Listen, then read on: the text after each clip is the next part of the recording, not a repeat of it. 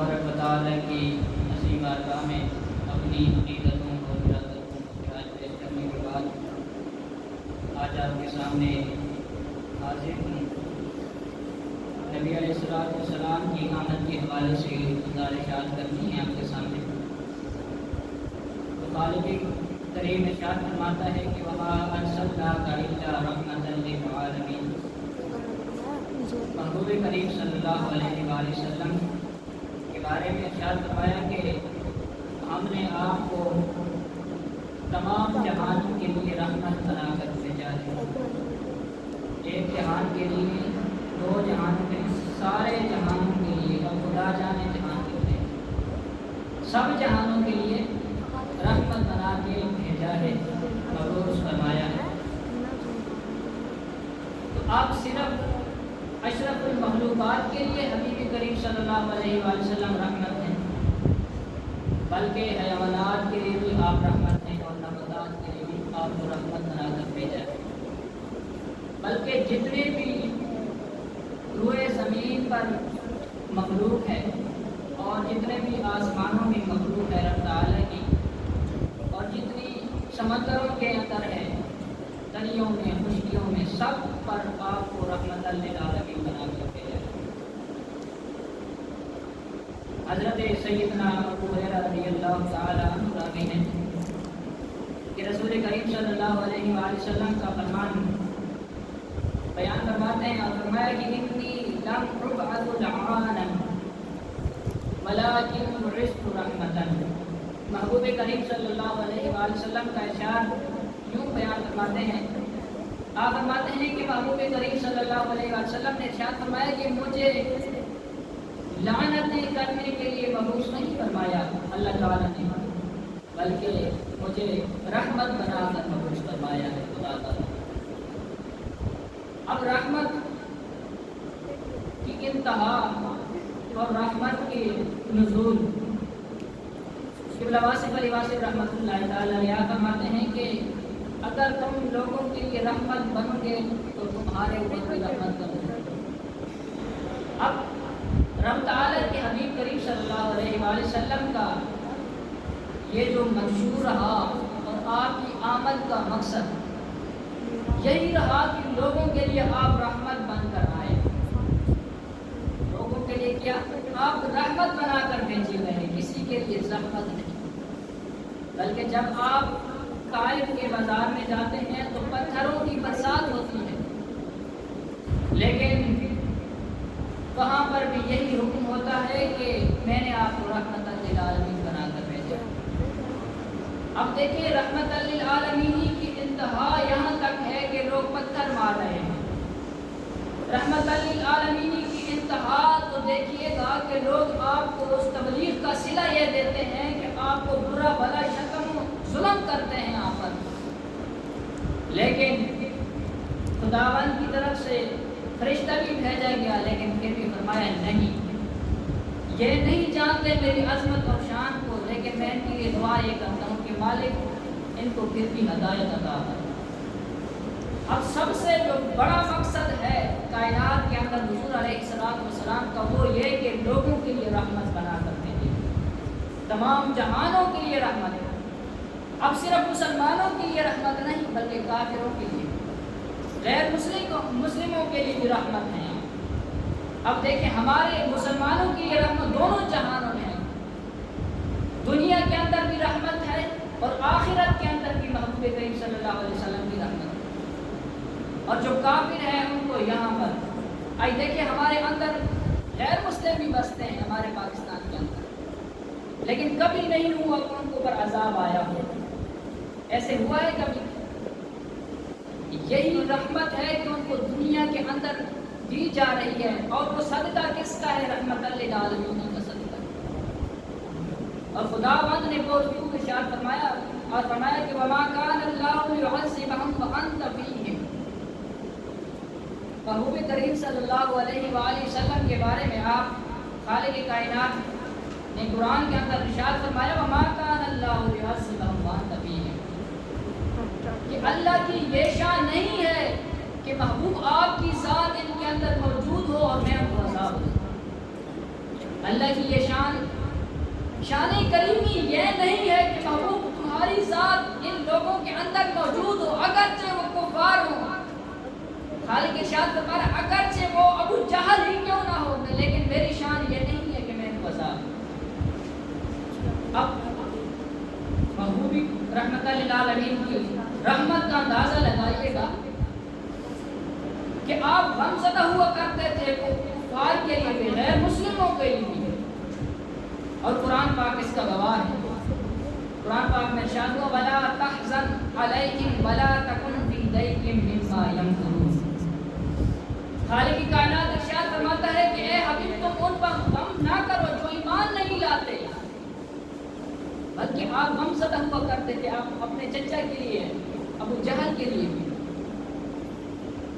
اور دعائیں کرتے تھے. لیکن خدا بند نے ارشاد فرمایا جن کے لیے اللہ تعالیٰ کی رحمت لکھ چکی ہے اب ان کے حصے میں آ گئی ہے. اب کسی کی کوئی جرت نہیں کہ ان سے اس رحمت کو چھین لے.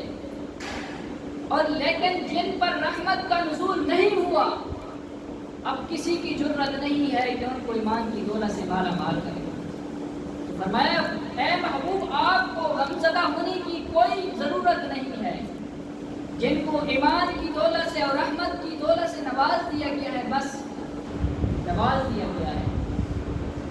جن کے نصیب میں تھا یہ رحمت کا فریضہ ان کو دے دیا گیا ہے. میں عرض کر رہا ہوں کہ اب دیکھیں کفار کے لیے بھی آپ غمزدہ ہوا کرتے تھے اور رحمت کا عالم یہ تھا کہ آپ دعائیں کرتے تھے کفار کے لیے بھی اے خالق ان کو بھی ایمان کی دولت سے نواز دے. خالق نے لکھ دیا تھا ان کے مقدروں پر ختم اللہ علی قلوبہم وعلی سمعہم. لکھنے کے باوجود بھی حبیب کریم صلی اللہ علیہ وسلم کی رحمت یہ گوارا نہیں کرتی تھی کہ یہ جہنم کی طرف چلے جائیں بلکہ اتنی رحمت ہے کہ سب کے لیے دعا کیا کرتے تھے. اور محبوب کریم صلی اللہ علیہ وسلم کے لیے ایک اور قرآن پاک میں ارشاد فرمایا لقد جاءکم رسول من انفسکم عزیز علیہ ما عنتم حریص علیکم بالمؤمنین رؤوف رحیم. خالق لارہ کتاب کے اندر ارشاد فرمایا کہ بے شک تمہارے پاس میں نے تم میں سے ہی رسول کو مبعوث فرما دیا ہے جو تم میں سے ہی تشریف لے آئے ہیں جن پر اب آگے جو بڑی بات ہے وہ سننے والی ہے. آگے فرمایا جا رہا ہے کہ انتم حریص اے حبیب ان کا مشقت میں پڑھنا تجھ پر گراں گزرتا ہے. اب ہم اگر مصیبت زدہ ہوں تو صرف یہ نہیں کہ ہم ہی مصیبت زدہ ہیں کمری والے بھی مدینے کے اندر ہم زدہ ہوتے ہیں. ہمارے قرآن گواہ ہے اس کا. یہی امت کا درد ہے یہی جو مشن ہے امت کو دے کے گئے ہیں کہ اگر ایک امتی کو تکلیف ہو تو نبی کو تکلیف ہوتی ہے. لیکن عجیب بات یہ ہے کہ امتی کی تکلیف کو محسوس نہیں کر رہا حالانکہ تکلیف یہی تھی. نبی بتلانا یہ چاہتے تھے کہ اگر امتی کو تکلیف پہنچے تو مجھے تکلیف ہوتی ہے. ارے اے امتیوں اگر تمہارا بھائی بیمار ہے تمہارا بھائی تکلیف زدہ ہے تو تمہیں بھی تکلیف ہونی چاہیے. یہ ایک بڑی بات ہے جو ہم نے سمجھنی ہے. اب مذاہب کو پیچھے رکھ کے اپنے اختلافات کو پیچھے رکھ کے پھر یہ بات سوچنی ہے کہ کیا ہمارے اندر یہ بات ہے کہ ہم اپنے بھائی کی تکلیف کو محسوس کرتے ہیں. اگر نہیں کرتے تو پھر کیا ہم غلامی کے حقدار ہیں. اور یہ جو سارا قرآن محبوب کریم صلی اللہ علیہ وآلہ وسلم کے سینہ اقدس پر نازل ہوا یہ ہمارے لیے تعلیم ہے. وہ تو بڑی ہستی ہیں وہ بڑی ہستی ہیں لیکن فرمایا گیا کہ محبوب جب کوئی تیرا امتی مشقت میں پڑتا ہے تو تمہیں گراں گزرتا ہے. اب دیکھیں رحمت کا عالم یہ ہے کہ امتی سرزمین پاکستان میں تڑپتا ہے لیکن کملی والے کو مدینے کے اندر تکلیف پہنچتی ہے. اب وجہ یہ ہے کہ رب تعالیٰ نے آپ کو تمام جہانوں کے لیے رحمت بنا کر بھیجا. اب آگے ارشاد ہوتا ہے حریص علیکم بالمؤمنین رؤوف رحیم. اور آپ مومنوں پر حریص ہوتے ہیں کہ یہ بھلائیاں کریں.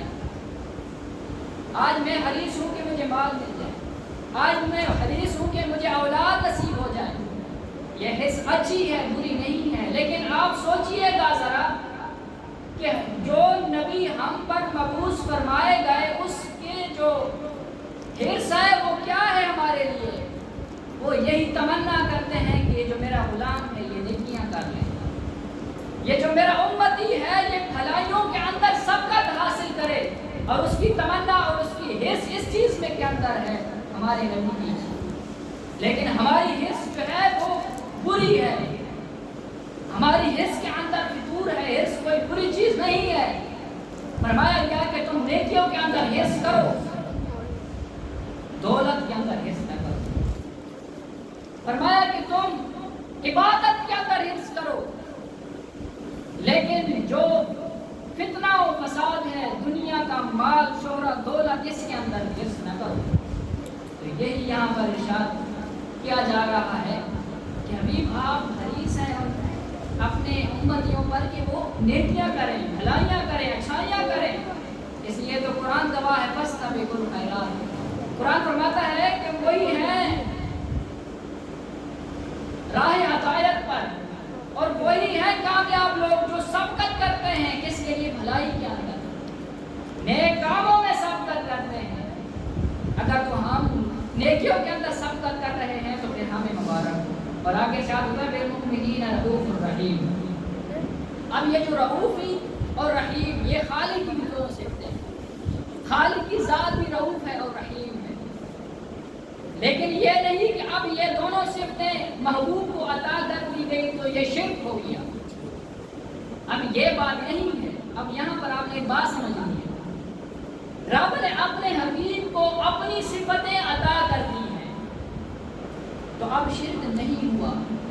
تو اگر رب اپنے حبیب کو غیب کی صفت عطا کر دے تو پھر کیسے شرک ہو جائے گا؟ اگر یہ دونوں محبوب کے اندر صفتیں پائی جائیں کہ رؤوف بھی ہے رحیم بھی ہے اپنے امتیوں پر، تو لہٰذا میں یہ کہنا چاہتا ہوں کہ جب خالق کی طرف سے اپنے محبوب بندے پر عطا ہوتی ہے، چاہے وہ خالق کی صفت ہی کیوں نہ ہو، پھر اس کے اندر شرک نہیں ہوتا، کیونکہ اس کی عطا کرتا ہے خالق کی عطا کرتا چیز ہے۔ اب دیکھیں کہ اگر اتفاقاً ہی میں کوئی ایسی بات کر دیتا ہوں کہ وہ سچ ثابت ہو جاتی ہے، یا کوئی اللہ کا پاکیزہ بندہ کوئی خبر دے لیتا ہے تو پھر وہ سچ ثابت ہوتی ہے، ہو جائے، پھر اس کا مقصد یہ نہیں کہ خالق بھی غیب جانتا ہے یہ بندہ بھی غیب جانتا ہے، ارے یہ بات نہیں ہے۔ مخلوق کو مخلوق ہی رہنے دیں، خالق کو خالق ہی رہنے دیں، لیکن یہ بات ہے کہ خالق نے جن بندوں کو اپنی صفتیں عطا کر دی ان کے اندر ہمارا کوئی اختلاف نہیں ہونا چاہیے، ہماری کوئی رائے دوسری نہیں ہونی چاہیے کہ شرک ہو رہا ہے۔ حضرات گرامی قدر آگے ارشاد ہوتا ہے کہ مسلمانوں پر بہت مہربان اور رحمت فرمانے والے ہیں۔ یہ حبیب جو ہے جس کو میں نے مبعوث فرمایا ہے، جس کی آمد کے تذکرے ہو رہے ہیں، یہ وہ ہے جو مسلمانوں پر رحم کرنے والا بھی ہے اور رحیم بھی ہے۔ حضرات گرامی قدر اب محبوب کریم صلی اللہ علیہ وآلہ وسلم کا یہ تذکرہ ہو رہا ہے کہ کتنے رحمت للعالمین ہیں اپنی امت کے لیے اور کتنے شفقت فرمانے والے ہیں۔ حضور نبی کریم صلی اللہ علیہ وآلہ وسلم نے جب ہمارے لیے رحمت بن کر آئے ہیں، تو جب اتنی رحمت ہم پر برس رہی ہے ہر وقت اور ہر آن میں، مسلم شریف کی روایت ہے، اب میں یہ بتانا چاہتا ہوں کہ نبی علیہ السلام نے اپنی امتی کا کیسے خیال رکھا، کیسے شفقت فرمائی، کیسے مہربانی فرمائی۔ مسلم شریف کے اندر روایت موجود ہے، حضور علیہ السلام نے خطبہ بیان فرماتے ہوئے ارشاد فرمایا کہ یہ جو حج ہے یہ فرض ہے۔ تو ایک صحابی کھڑے ہو کے عرض کرنے لگے، یا رسول اللہ صلی اللہ علیہ وسلم کیا یہ ہر سال فرض ہے؟ حضور کریم صلی اللہ علیہ وسلم کی ذات خاموش ہے، وہ بار بار یہی اعراض کرتا ہے اور بار بار یہی کہتا ہے کہ حضور کیا یہ ہم پر ہر سال فرض ہے؟ حضور کریم صلی اللہ علیہ وسلم نے ارشاد فرمایا کہ جس کو میں منع کر دوں پھر جرات نہ کرو اس کو مجھ سے پوچھنے کی. جس سے میں تمہیں روک دوں، اگر میں ہاں کر دیتا تو ہر سال تمہارے اوپر فرض ہو جاتا. اور ایک اور روایت میں ہے کہ فرمایا کہ اگر میں چاہتا امتی پر مشقت گران مجھے خیال نہ ہوتا تو میں مسواک کو لازمی کر لیتا اور عشاء کی نماز کو آدھی رات تک کر دیتا، لیکن مجھے ڈر تھا کہ میری امت مشقت میں نہ پڑ جائے. اب دیکھیے امت کے لیے اتنا خیال ہے نبی کو کہ نبی یہ نہیں چاہتے کہ میری امت کی نیند بھی خراب ہو. حالانکہ یہ اگر اختیار ہے نبی علیہ السلام کے پاس کہ چاہتے تو آدھی رات کو نماز عشاء ادا فرماتے، لیکن نہیں، امت کے لیے آسانی پیدا فرما دی اور امت کیا خیال رکھتی ہوئے فرمایا کہ یہ عشاء کا نماز مغرب کے بعد جو عشاء پڑے گا عشاء اس کی ہو جائے گی اور وقت مقرر کر دیا، لیکن تخلیق نہیں فرمائی. کس کا دھیان رکھتی ہو؟ ہمارا. ارے جس امتی کو ہمارا اتنا خیال ہو تو پھر ہمیں بھی خیال ہونا چاہیے اپنی امت اپنی نبی کی تعلیمات کا کہ نہیں ہونا چاہیے نا یارو. اب اپنے دل سے پوچھیں یار، رب تعالیٰ کی رحمت ہم پہ نازل ہو، کسی صورت میں بھی ہم پر عذاب نہیں آ رہا، ہمارے ماتھے پر نہیں لکھا جا رہا، کون سی ہستی ہے، کس کا صدقہ ہے، کس کی بدولت ہے؟ پھر اندر سے ایک ہی آواز آئے گی کہ نبی کی ہستی ہے جس کی بدولت ہمارے عیبوں کو چھپایا جا رہا ہے، جس کی بدولت ہم پر کوئی عذاب مسلط نہیں کیا جا رہا. تو پھر اگر ہم پھر بھی اس کے اتنی آسانی ہونے کے باوجود بھی ہم اپنے نبی کی تعلیم پر عمل نہ کریں تو پھر امتی ہونے کا حق اور غلامی کا توق ہمارے گلے میں کیسے آ جائے گا؟ اس غریب ہے. حضرات گرامی قدر، خداوند ارشاد فرماتا ہے کہ وما کان اللہ لیعذبہم وانت فیہم وما کان اللہ معذبہم وہم یستغفرون. فرمایا کہ خالق کی یہ شان نہیں ہے کہ محبوب جن میں آپ موجود ہوں اور میں ان کو عذاب دوں. تو حضرات گرامی قدر، اگر ہم پہ عذاب نازل نہیں ہو رہا تو یہ صدقہ ہے کملی والے کا. اگر آج ہم پر کسی چیز کی تکلیف رب تعالیٰ کی طرف سے آزمائش نہیں آ رہی تو کس کا صدقہ ہے؟ قرآن اور نبی علیہ السلام کی ذات کا صدقہ ہے کہ نہیں؟ دیکھیں قرآن نصیب ہوا تو کس کی ذات کا صدقہ؟ نبی کی ذات کا صدقہ نصیب ہوا. یہ نماز کی دولت سے مالا مال کیا گیا، کس کی بدولت؟ نبی کے صدقہ. روزہ، حج، زکوٰۃ، یہ عبادت، یہ مسجدیں کس کی بدولت ہمیں دی گئی؟ نبی علیہ السلام کی. وہ دور بھی ہوا کرتا تھا جب عبادت چھپ کے کی جاتی تھی، وہ دور ہوا کرتا تھا نبی علیہ السلام کے زمانہ اقدس میں، جب لوگ رب کی عبادت کرتے لیکن چھپ چھپا کے کرتے. ارے ہم تو سریعام کرتے ہیں اللہ کا ذکر، سریعام کوئی روکنے والا نہیں ہے. تو جب یہ ساری چیزیں ہم سوچیں گے تو پھر ہمیں دل یہی کہے گا کہ ہم یہ کہیں کہ نبی کی آمد کرنا. پھر اندر سے صدا آئے گی کہ نبی علیہ السلام کی خوشی ہمیں منانی چاہیے، کیونکہ ہر دکھ، ہر مصیبت، ہر حزن سے ہم کو آزاد کر دیا گیا ہے. اور پھر نبی علیہ السلام کی تعلیمات میں ہمیں آسانیاں دی گئی ہیں اور ہمیں ہر مصیبت سے اور ہر غم سے آزاد کر دیا گیا ہے. حضرات گرامی قدر، نبی علیہ السلام کا ایک اور فرمان ہے. نبی رحمت صلی اللہ علیہ وآلہ وسلم ارشاد فرماتے ہیں کہ میں شان رحمت کے ساتھ ہی مبعوث کیا گیا ہوں، حالانکہ میری ولادت بھی شان رحمت کے ساتھ ہوئی. نبی فرما رہے ہیں کہ یہ جو میری ولادت مبارکہ ہے یہ رحمت کے ساتھ ہے. اور رحمت کیا ہے جی؟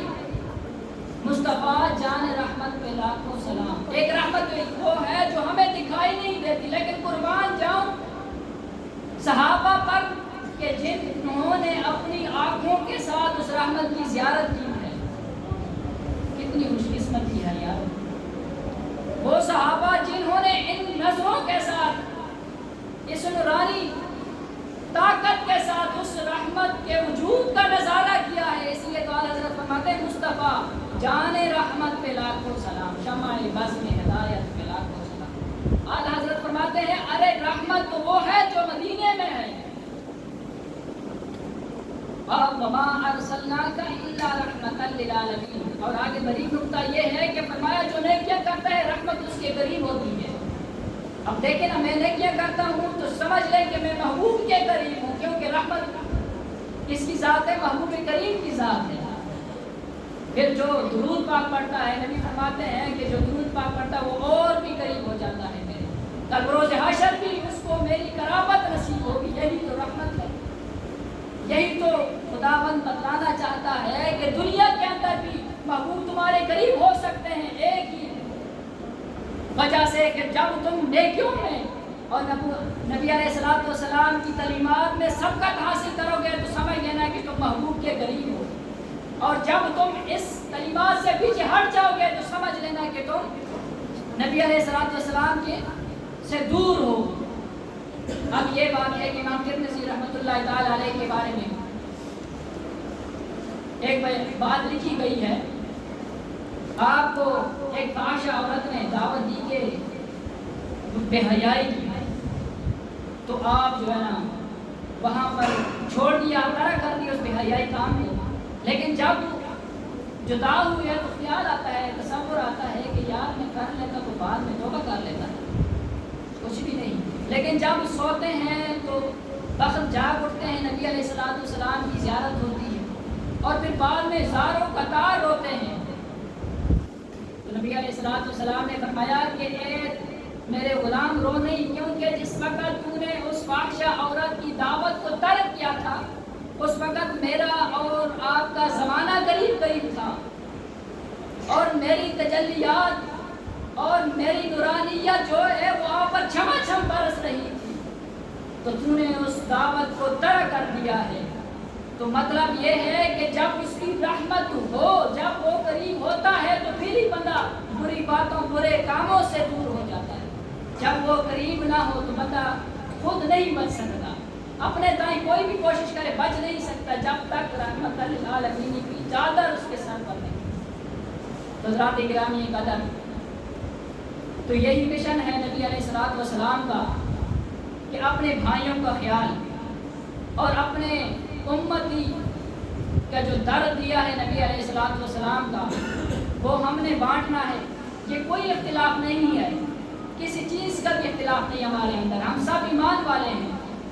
बस सिर्फ इख्तिलाफ ये फरूज चीज़ के अंदर है, नमाज ऐसे नहीं पढ़नी, ऐसे पढ़नी, ऐसे नहीं करनी है, सारे जो अमल है नबी अलैहिस्सलाम से साबित है। लेकिन बात यह है, एक तवज्जो से बात सुनिएगा, कि अगर तुम्हारे दिल के अंदर खुलूस है तो तुम तने तन्हा भी बैठ के कुछ अल्लाह का जिक्र कर रहे हो तो तुम कब मकबूल हो। और अगर तुम्हारे दिल के अंदर राई दाने के बराबर भी रिया है, चाहे तुम हुजूम के अंदर आशिक बन के बैठे हो, फिर अल्लाह अल्लाह का जिक्र किया, तुम्हारा दिल नबी की जिक्र से मचल रहा हो, लेकिन फिर भी तुम्हारा जिक्र ये मकबूल नहीं हो, तो जब तक वो अमल खुलूस और इलाहियत के साथ हो तो फिर कबूल है। फिर गलियां महल्ले जो भी हो, जो जितने भी अमाल सालिह करते रहो। इसलिए तो फरमाया गया कि ये रिया है, ये जो शिर्क है, जब बंदा रिया करता है तो शिर्क में मुब्तला हो जाता है। तो हज़रात गिरामी कदर, अल्लाह तबारक व तआला मुझे और आपको समझने की तौफीक अनायत फरमाए। और आज करूँ कि आप अपनी खुशी को इस तरह मनाएं, ख़त्म शरीफ, कुरान पाक, दुरूद शरीफ और छोटी सी महाफिल अपने घर वालों को साथ बिठाएं। ये भी एक खुशी है, जब नबी का दिल खुश होगा तो सब चीज़ें खुश हो जाएंगी। अल्लाह तबारक व तआला मुझे और आपको अमल करने